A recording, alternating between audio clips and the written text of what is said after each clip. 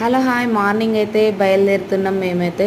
ఇక ఫుడ్ అంటే ఇంట్లో అయితే అన్ని రకాల కూరలు అవి చేయడం లేట్ అవుతుందని ఇక్కడ పులిహోర పులుసు అయితే రెడీ చేసి పెట్టుకున్న. కొద్దిగా అన్నంలో కలుపుకొని కొద్దిగా అయితే టిఫిన్ బాక్స్లో పెట్టుకొని తీసుకైతే.